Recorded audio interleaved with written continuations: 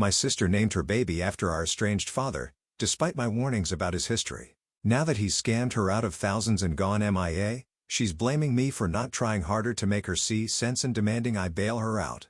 I had always known that my family was complicated, but I never thought it would come to this. Growing up, my father wasn't just distant, he was a wrecking ball.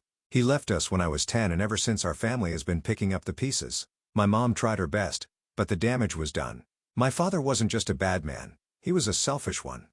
He disappeared without a word, leaving my mom to fend for herself and us. No one ever heard from him. And as we grew older, it became clearer that he didn't care. When I was in my teens, I stopped waiting for the phone calls and the promises that were never kept. So when my younger sister, Kara, announced that she was pregnant, I figured it would be different for her.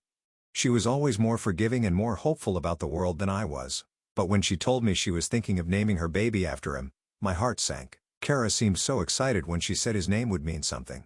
She had just found out she was having a boy, and there was a certain kind of love in her voice when she spoke about it. She was smiling like she didn't know what I knew, like she hadn't lived through the same things I had. I couldn't let it go without saying something. I warned her that she needed to be careful. I knew what kind of man our father was and I couldn't stand the idea of her tying her baby's future to him. I reminded her that he had abandoned us, wasn't there when we needed him and had shown no interest in being a part of our lives after he left. Kara's smile faltered for a second, but she quickly brushed it off. She told me I was overthinking things. She believed people could change and that he was family, so it would be important for her son to know about him. I tried again, but this time more firmly, though I knew she wasn't going to listen. I said she didn't know what she was getting into and that our father hadn't changed. He was still the same man who skipped my graduation and her competitions and left us without a second thought. I told her that if she named her baby after him, she was tying him to someone who hadn't even been there when he should have been. Kara just smiled and told me I was overreacting.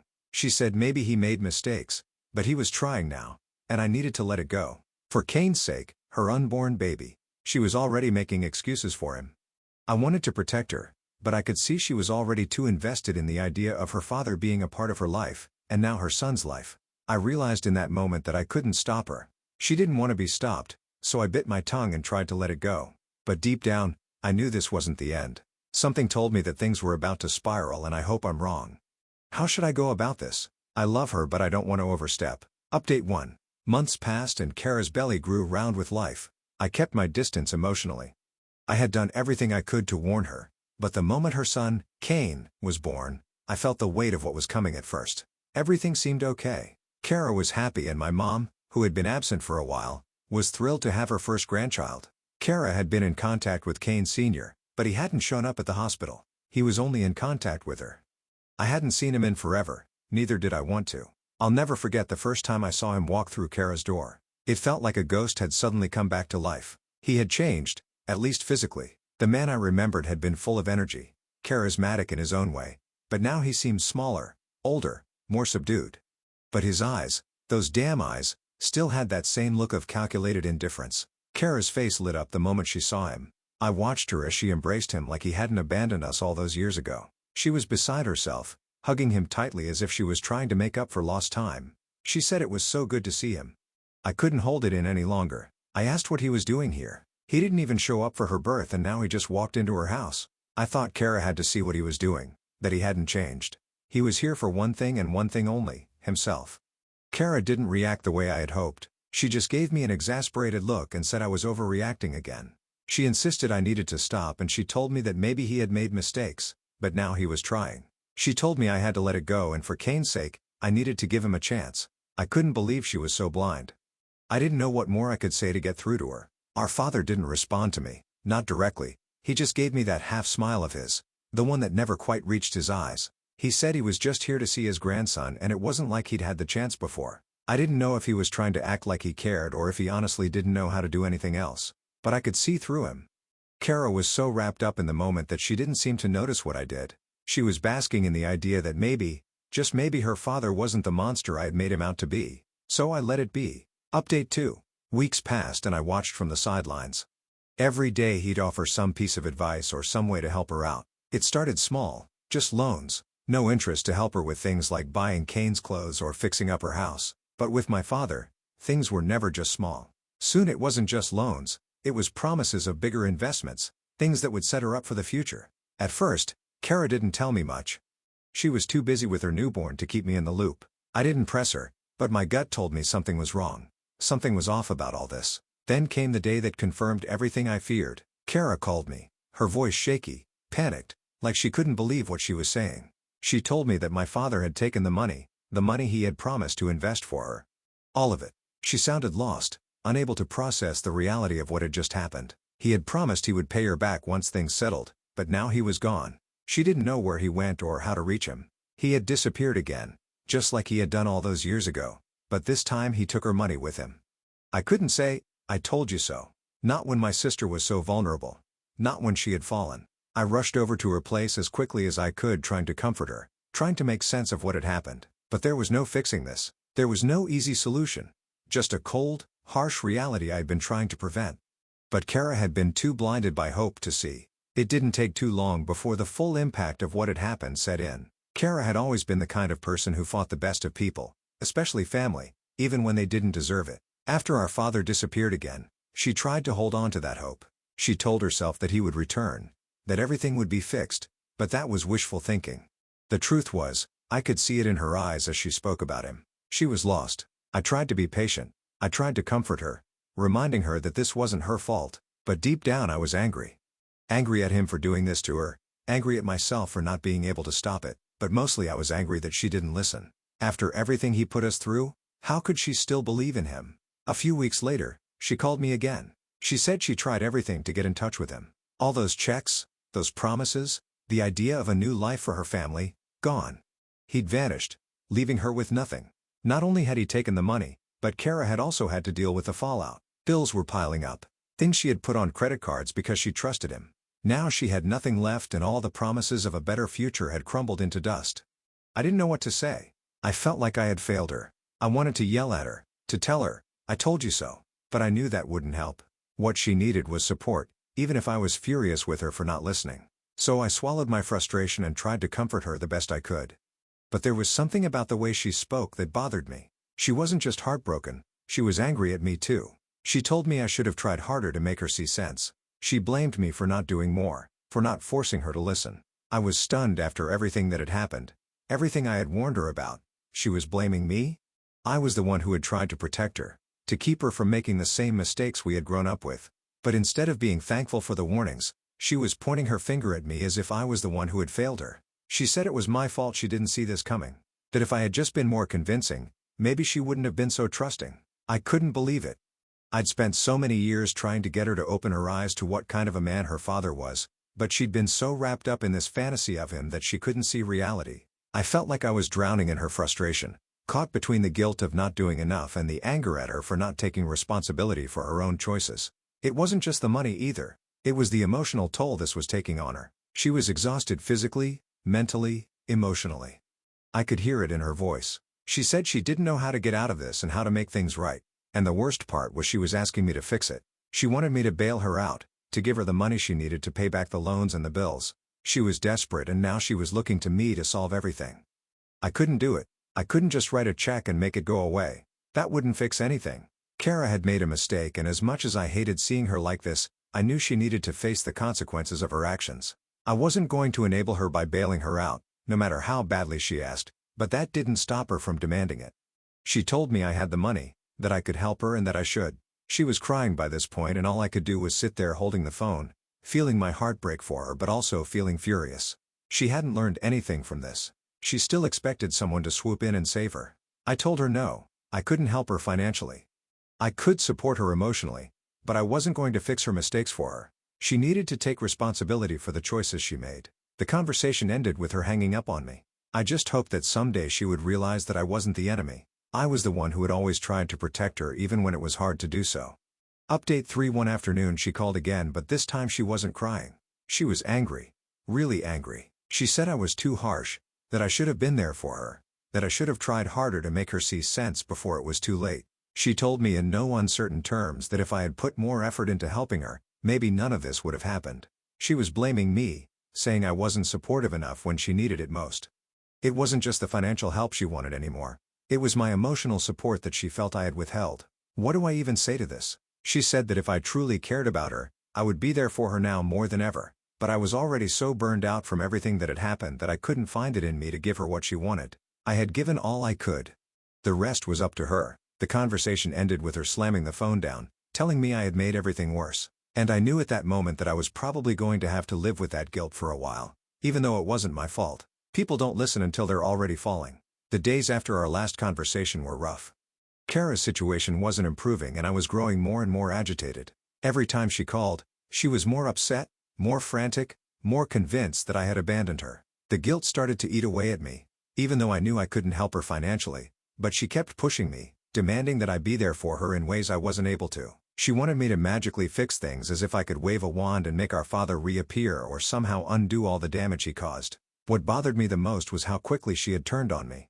After everything I'd done to warn her, to guide her, to protect her, she was now holding me responsible for her mistakes. She kept saying, "If you tried harder, if you'd been there more, maybe I wouldn't be in this mess." Every conversation felt like I was walking on eggshells, afraid to say anything that might set her off but equally afraid to back down because I couldn't take the manipulation anymore.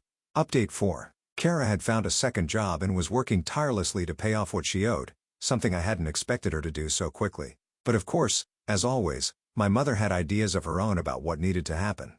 It was a Wednesday evening when she called me, sounding more urgent than usual. The tension in her voice was unmistakable. I braced myself. "What now?" She started off by saying she needed to talk to me about something important. There was that heavy tone again, the kind that made me feel like I was being dragged into something I didn't want to deal with. I could already tell this wasn't going to be just a casual conversation. I let out a long sigh trying to steady myself. I didn't want to get into another round of guilt tripping, but I knew that's exactly what was coming. I asked her what was going on.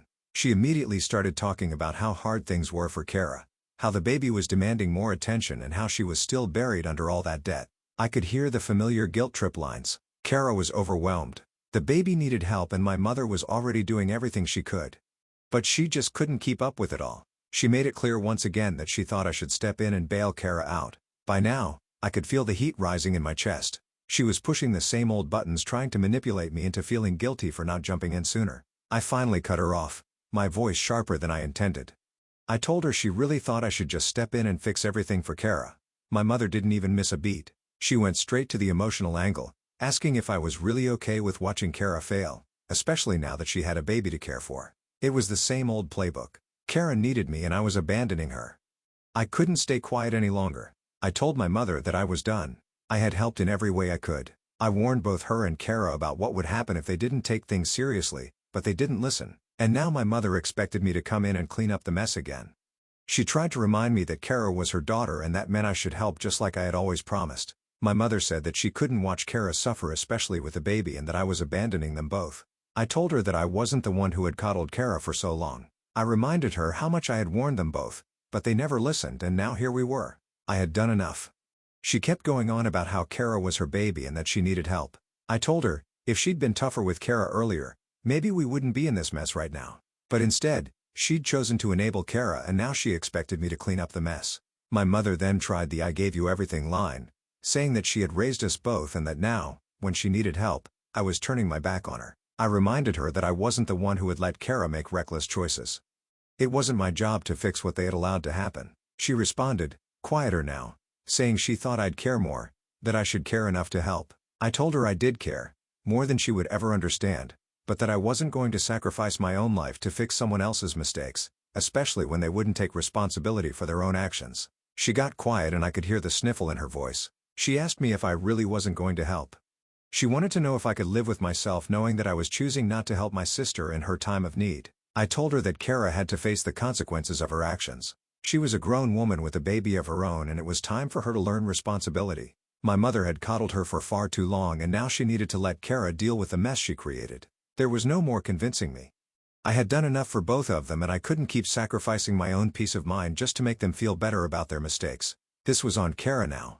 Not me, not my mother. She didn't have much to say after that. She said she didn't know what to do without me and I told her that it was well over time for them to figure it out. I hung up after that. Update 5. It was a Saturday evening. I didn't expect anyone, but when I saw who was standing on the other side, my stomach sank. It was Jake, the father of my sister's child, the man I had barely tolerated for the last few years who had done nothing but feed into my sister's reckless decisions. He had always struck me as a man who couldn't even manage his own life, let alone anyone else's, and now he was standing at my door. I didn't bother with pleasantries. I just stared at him, arms crossed, waiting for him to speak. I wasn't in the mood for small talk, and frankly, I was more than a little annoyed that he had the audacity to show up uninvited, especially considering the situation with my sister. Jack shifted uncomfortably and rubbed the back of his neck, looking like he didn't quite know how to start. I didn't say anything, just kept staring at him.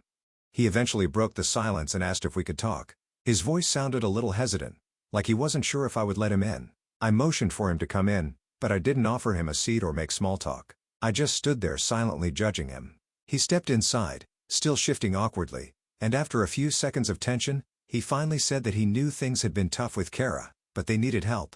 The words seemed to hang in the air like I was supposed to just accept them. I didn't. Instead, I folded my arms tighter and gave him a long hard stare, waiting for him to get to the point. He went on telling me that they were in over their heads. The debts had piled up and Kara couldn't handle it on her own.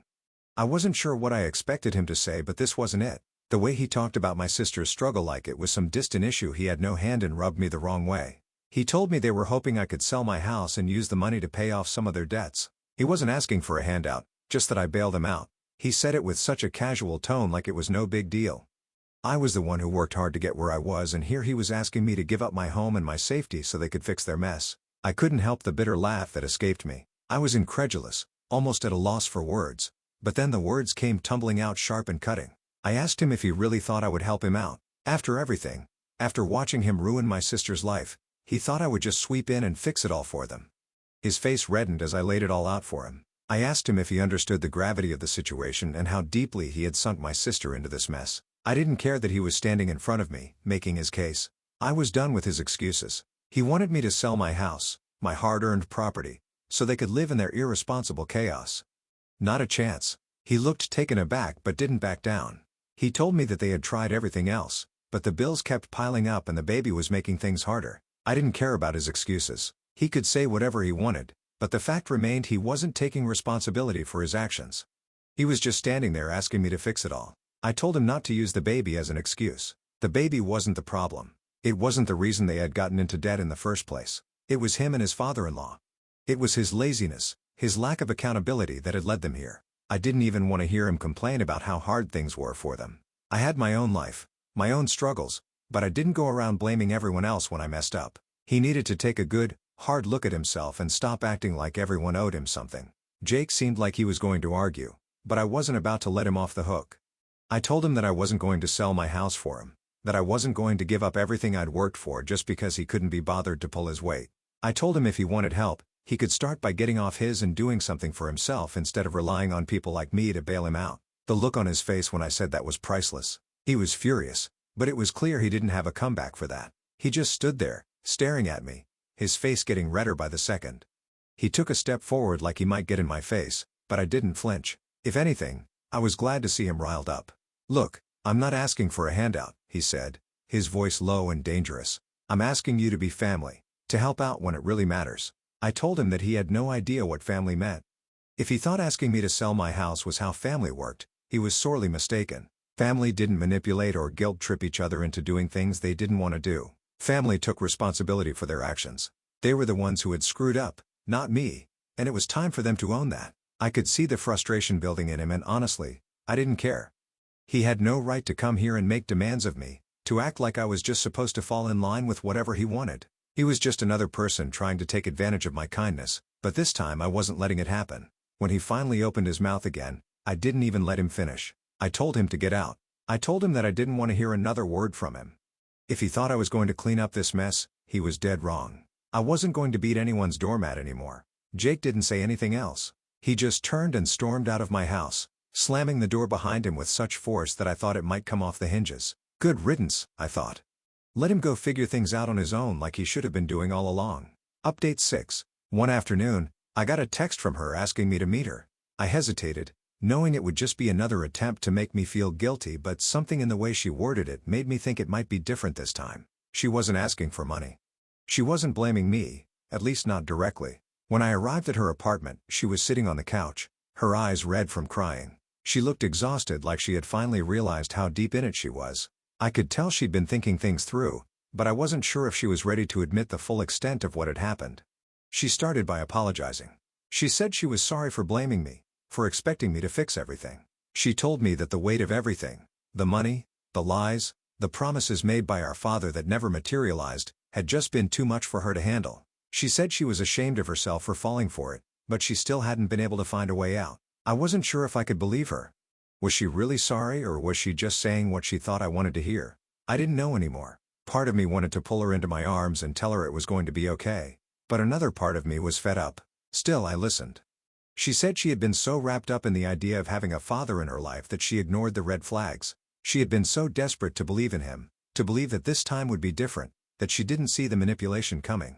Truth was, I didn't know if it would make a difference. I was emotionally drained, and I didn't know how much longer I could keep up this balancing act of being her support system while also holding her accountable. I decided to stay in touch with her, but I kept my distance emotionally.